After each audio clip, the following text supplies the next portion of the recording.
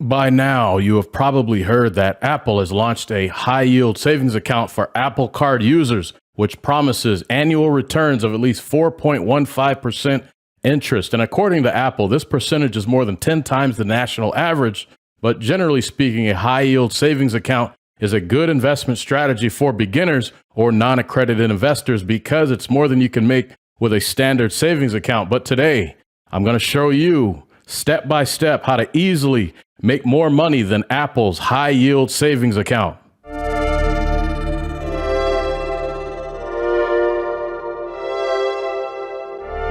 Leonard, innovation.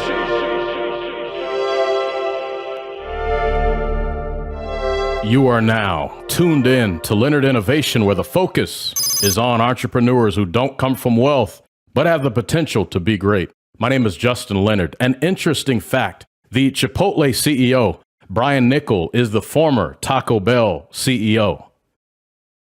First off, peace to Jerron, peace to Dave, peace to the homie Tremaine. I appreciate your input, which is very motivating to me.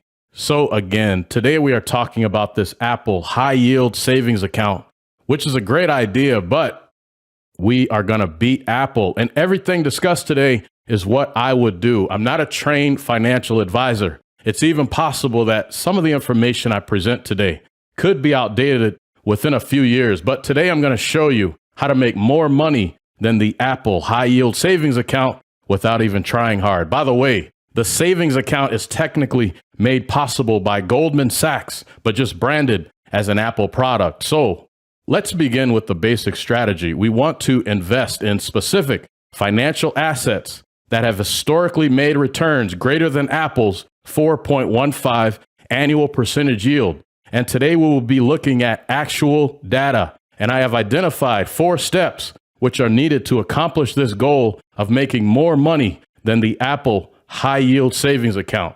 And here they are. We have step 1, which is to open a brokerage account. Step 2, we need to do research on 3 specific stocks, and I will provide those shortly. Step 3, we need to set up automatic deposit. And step 4, we should set it and forget it. That is the overall strategy.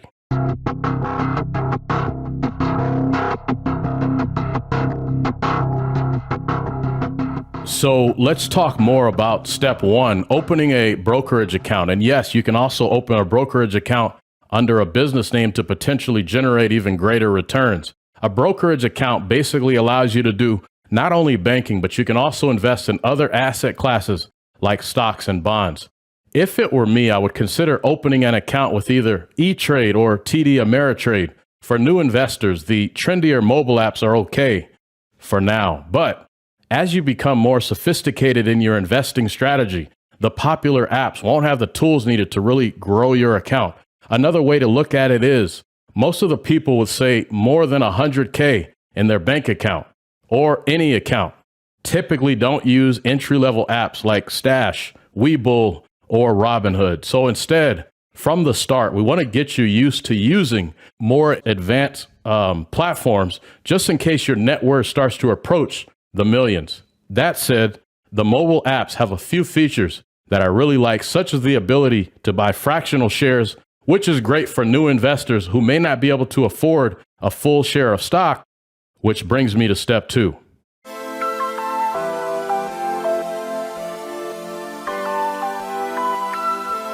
So in step 2, we are going to focus on 3 specific stocks, and they are SPY, VTI, and VOO.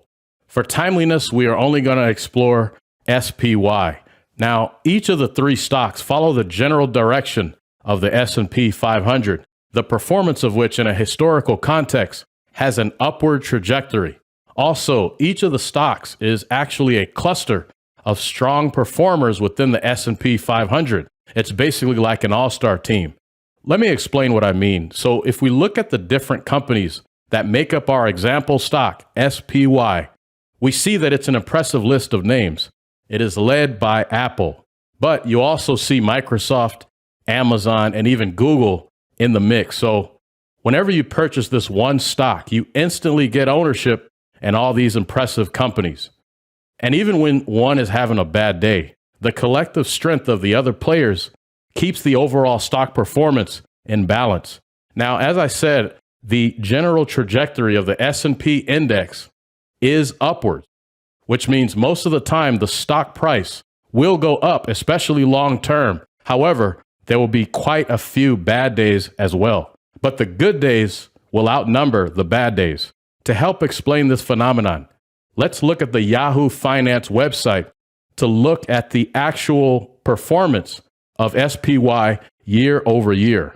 And maybe we can even look at different time periods. By the way, the Yahoo Finance app is one of my favorites. From the Yahoo Finance homepage, I'm just going to search SPY. And that takes us to the SPY data page. And then from here, we need to go to performance. The performance tab is right here. And once we arrive on the performance page, we can scroll all the way down to look at annual total return history. And that gives you just a visual of year-to-year performance for SPY. Now, if you scroll up, it actually gives you different inclusive dates. So for our 10-year, does about 12%, 5-year, about 11%, 3-year, 14.51. If we go all the way back to the top, it kind of summarizes. We got year to date. So far, it's already doing about 10% SPY. And then we have 1 year. So that will be, as of today, from about May 20th to last year, May 20th. And then the 3-year, of course, is just under 15%, which is very impressive.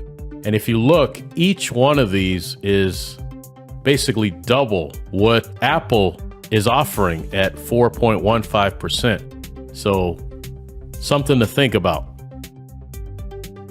So the other stocks that I mentioned, VTI and VOO, are a bit cheaper than SPY, but you still get exposure to the same highly successful brands like Apple, Tesla, ExxonMobil, and even Berkshire Hathaway. As I said, I can't guarantee anything, but it's kind of hard to go broke when you are invested in that type of all-star team. So do your research on SPY, VTI, and VOO and see which one of these makes sense for you.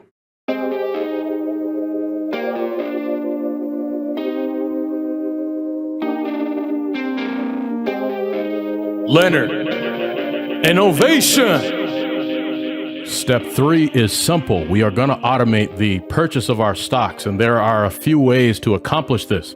As you saw, a few of the suggested stocks are a bit pricey, but some of the mobile investing apps allow you to buy fractional shares, which means that if you cannot afford to buy a particular asset, you can incrementally put money towards the stock and end up owning full shares over time. Ideally, you would do this on a weekly, bi-weekly, or monthly schedule. So that's one thing you can do. Another strategy is to set up automatic deposit into your brokerage account. Then once you have enough funds, manually purchase the specific asset.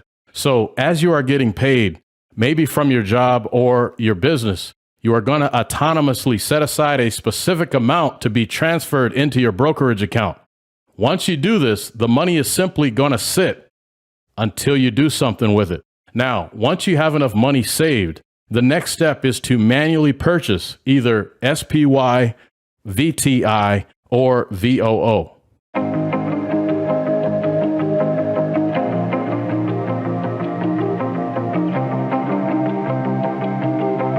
The final step is to set it and forget it.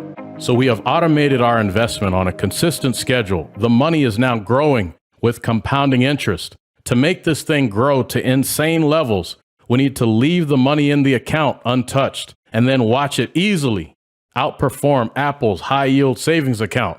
That's it. Once again, let's go over the 4 steps. Number 1 is to open a brokerage account. In step 2, we should research 3 specific stocks: SPY, VTI, and VOO.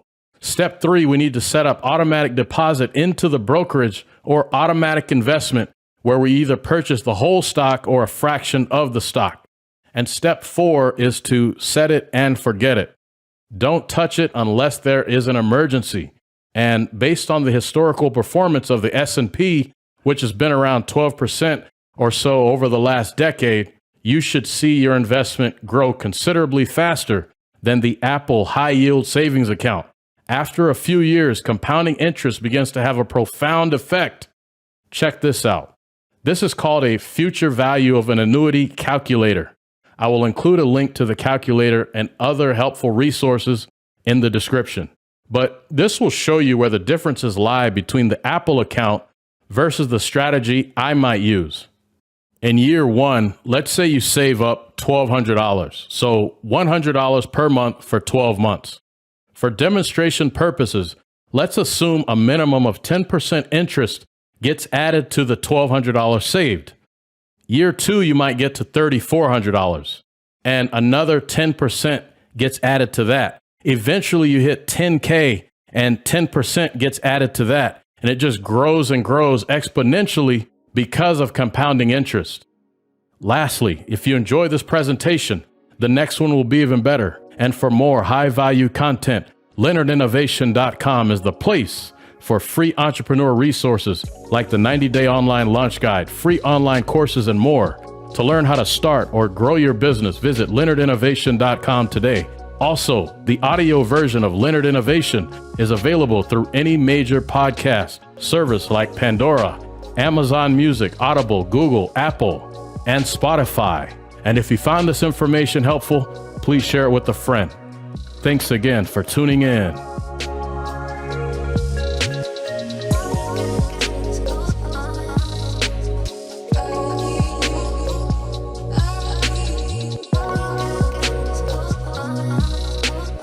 Leonard Innovation.